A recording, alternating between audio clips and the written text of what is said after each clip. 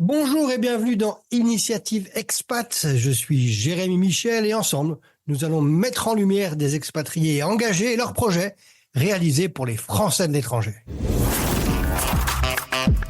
Initiative Expat, le podcast des expatriés engagés. Aujourd'hui, direction Phnom Penh pour retrouver mon invité Charles Julliard, le directeur exécutif de la Chambre de commerce et d'industrie France-Cambodge. Charles, bonjour. Bonjour.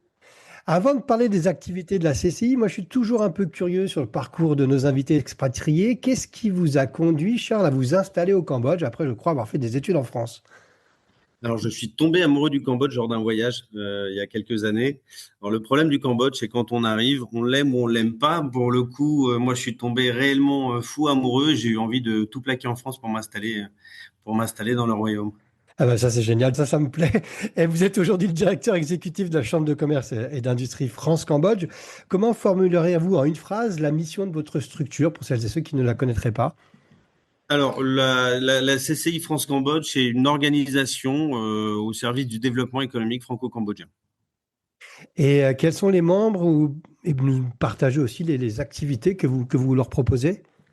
Alors, la CCI France-Cambodge, maintenant, c'est plus de 252 membres venant de différents secteurs d'activité, que ce soit le tourisme, que ce soit le conseil, avocats et autres, secteur de la santé, construction. Nous travaillons avec la Chambre de commerce européenne, donc l'Eurocham. Et l'idée, en fait, c'est voilà, de faire les liens de bilatéraux entre la France et le Cambodge et de promouvoir la communauté d'affaires présente ici au Cambodge. Et quelles sont là les activités principales? Alors, les activités principales sont surtout des événements de networking pour aider nos membres à se rencontrer, mise en relation aussi avec d'autres chambres de commerce. Il nous arrive de faire des soirées networking avec la chambre malaisienne, la chambre singapourienne, chinoise, hongkongaise. L'idée, en fait, de la chambre de commerce France-Cambodge, c'était vraiment d'axer nos événements networking avec les communautés d'affaires asiatiques, communautés d'affaires à fort potentiel business. Donc, nous avons des événements networking, nous avons aussi des gros événements comme par exemple le marché français que nous organisons tous les ans. Nous avons un gala que nous organisons tous les ans. Cette année, nous avons fait un gala de charité pour faire contribuer le secteur privé au secteur associatif, pour venir en aide au secteur associatif. Ça, c'est un événement que nous ferons donc tous les ans. Et nous organisons aussi une fois tous les 2 ans, pardon, le sommet d'affaires France-Cambodge. Il y a beaucoup de CCI en fait un peu partout dans le monde et je voulais savoir s'il n'y avait pas une concurrence entre elles, mais vous nous parlez plus d'une coopération au niveau de l'Asie. Alors, il n'y a aucune concurrence. Le but, c'est vraiment d'aider les entrepreneurs français à se développer dans chaque pays. Nous, l'idée, c'est vraiment de travailler en partenariat avec les CCI de la région. Il nous est arrivé là dernièrement d'organiser une délégation vers la CCI Chine, à Guangzhou exactement, pour découvrir l'écosystème chinois et puis aussi attirer nos compatriotes entrepreneurs français vers le Cambodge. Donc, c'est plus un travail de collaboration plutôt que de concurrence. La collaboration plus que concurrence. Charles, dans le cadre de vos activités, vous avez déposé 2 dossiers auprès du dispositif STAFF, le programme de soutien au projet associatif des Français à l'étranger. Vous nous en avez évoqué un sur le marché français de Phnom Penh. Il s'est tenu le 22 novembre dernier. Quel était l'objectif de ce marché, surtout qu'il est annuel apparemment? Alors, c'est un événement annuel tout à fait qui est très attendu par la communauté cambodgienne. Nous avons eu plus de 13 000 visiteurs pour l'édition 2023, 10 000 en 2024 et l'édition 2025 était aussi un grand succès. 80% de nos visiteurs sont cambodgiens. L'idée, c'est vraiment de faire la promotion de la culture et du savoir-faire français auprès de la communauté cambodgienne. Alors là, par exemple, pour 2025, il y avait quoi? Il y avait des stands, il y avait des activités, des rencontres. Alors, pour 2025, nous avons eu plus de 70 stands couvrant tout ce qui est gastronomie, artisanat, mode, santé, innovation, notamment avec la participation de Voltra qui vend des scooters électriques, donc la promotion des scooters électriques au Cambodge. Pour le programme des visiteurs, c'est des dégustations, c'est des ateliers, c'est aussi des activités sportives avec Decathlon. Nous avons aussi cette année l'avantage de pouvoir proposer une initiation au padel, sport qui devient de plus en plus populaire au Cambodge. Bon, bah, ça donnait envie d'y être. Et le deuxième dossier que vous avez déposé concerne, quant à lui, la semaine de la francophonie à Siem. Est-ce que vous pouvez nous présenter aussi le cadre de cette opération? Alors la CCIFC a une antenne aussi sur Siem Reap, donc Phnom Penh et Siem Reap. L'idée, en fait, avec la semaine de la francophonie qui a eu lieu donc du 14 au 16 novembre, avec à peu près une cinquantaine d'exposants, principalement artisans, restaurateurs et institutions et associations, beaucoup de spectacles proposés, des concerts, des DJ, des danses, des performances franco-khmères avec des ateliers participatifs et puis la projection de films organisés par l'Alliance française. L'objectif, c'était vraiment de renforcer la visibilité de la francophonie, promouvoir la langue française et puis surtout préparer le terrain pour le sommet de la francophonie en 2026 qui aura lieu à Siem Reap. Alors, si on s'arrête juste une seconde sur la constitution des dossiers staff, hein, qui, je le rappelle, c'est le dispositif d'aide financière de l'État français envers les associations et structures des Français à l'étranger. Est-ce que c'est simple de déposer un tel dossier et dans le processus que vous avez suivi, qu'est-ce qui pourrait être amélioré peut-être? Alors, le processus, il est globalement clair, hein. Au niveau de l'amélioration, il faudrait peut-être, je dirais, une digitalisation du suivi. Mais pour le reste, le dispositif est très utile et très pertinent pour des projets comme les nôtres, qui sont d'une ampleur assez grande.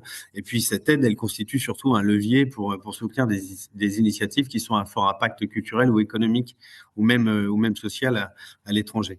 Donc, nous avons eu l'avantage de pouvoir bénéficier sur ce des événements-là et nous en sommes assez contents. Il a fallu d'abord déposer son dossier et puis passer devant une commission pour parler de l'événement lui-même et bien sûr présenter financièrement le coût de ces deux événements. Est-ce que dans la communication que vous avez déployée pour les deux événements, vous avez indiqué que ces projets étaient soutenus par le staff? Non, pas du tout. Alors sur le marché français, pas du tout, mais par contre sur le village francophonie, la semaine de la francophonie, oui, nous avons mis soutenu par l'ambassade de France. Ouais. Et sur le marché français, nous avons aussi le logo de l'ambassade de France qui est un partenaire depuis très longtemps. Et justement, au-delà de l'apport financier, peut-être que est-ce que cette subvention staff, c'est aussi une façon ou une forme de reconnaissance officielle de la France pour vos actions? Vous le ressentez aussi comme ça? On le ressent aussi comme ça. Nous, Chambre de commerce, on fait rarement appel aux subventions staff. Cette année, on en a eu besoin, surtout pour la partie Siem Reap, parce qu'on voulait vraiment un événement de grande ampleur, hein. Il y avait quand même 3 jours d'animation. On a eu la chance d'avoir en artiste Fabienne Thibault, artiste québécoise, qui est venue faire un passage à Siem Reap pour chanter un petit peu et faire la promotion de la langue française. Quoi de mieux qu'avec nos cousins canadiens pour ça. Le Québec était d'ailleurs présent avec une tente sur place lors du village de la francophonie. Donc non, la CCI avait besoin d'aide cette fois-ci, à demander à l'ambassade, à la France, puisque nous sommes autosuffisants, hein, nous sommes indépendants de l'État français, un petit coup de main et là, on a su répondre présent. Donc je suis très content de l'aide qu'on a pu nous apporter. Bah alors, on ressent aussi le dynamisme de votre structure, Charles, et vous avez dit au départ que vous étiez tombé amoureux de votre pays d'adoption, maintenant, peut-on dire, hein. Mais pour conclure, est-ce qu'il y a une chose que les Français devraient absolument connaître avant de venir s'installer au Cambodge, ou en d'autres termes, quels conseils pratiques vous donneriez à certains de nos compatriotes qui souhaiteraient venir vivre dans votre magnifique pays tel que vous nous l'avez partagé depuis le début de cet entretien? Alors, pour les entrepreneurs potentiels, c'est de prendre contact directement avec nous. On pourra les aider et les guider vers ce qu'ils veulent mettre en place selon le secteur d'activité qui les intéresse. Nous, l'idée, hein, de la Chambre de commerce, on répond toujours à tous les emails qui nous sont envoyés, c'est d'attirer un maximum de jeunes entrepreneurs et de faire du Cambodge une terre d'investissement. Donc, les conseils que je donnerais, c'est bien se renseigner sur le secteur d'activité dans lequel on veut se déployer au Cambodge. On peut toujours un peu rêver de l'Eldorado cambodgien qui existait il y a une vingtaine d'années. Maintenant, c'est un tout petit peu plus difficile. Il y a certains secteurs qui sont concurrentiels, mais il y a encore beaucoup de choses à faire. Donc, le conseil que je leur donnerais, c'est se renseigner déjà dans un premier temps. Et puis, c'est pas parce qu'on vient en vacances au Cambodge qu'automatiquement le travail sera pareil. Là, c'est différent quand on travaille au Cambodge. Mais je dirais, voilà, prendre contact avec nous pour qu'on puisse se renseigner au mieux et aiguiller, aider et guider comme on peut et comme on sait le faire pour que l'idée et l'entrepreneuriat puissent se mettre en place le plus facilement possible. Et d'un point de vue plus personnel, Charles, est-ce qu'il y a un lieu, un endroit que vous nous conseillez absolument d'aller Alors, visiter un jour dans notre vie? Alors, je pourrais dire Siam Reap avec les temples d'Angkor Wat qui sont forcément incontournables. Mais j'ai quand même une faiblesse pour Kampot Kep, qui est l'ancienne Côte d'Azur au temps de la colonisation française, avec d'anciens bâtiments datant de la colonie, qui était vraiment une très très belle région. Et moi, j'ai tendance à me mettre au vert plus par là-bas. Donc voilà, un peu loin des foules et beaucoup plus reposant. Eh ben, merci beaucoup, Charles Julliard, et bravo, bravo pour vos initiatives d'expat. Merci beaucoup. Et on se retrouve très bientôt, toujours sur lesfrançais.press. C'était lesfrançais.press.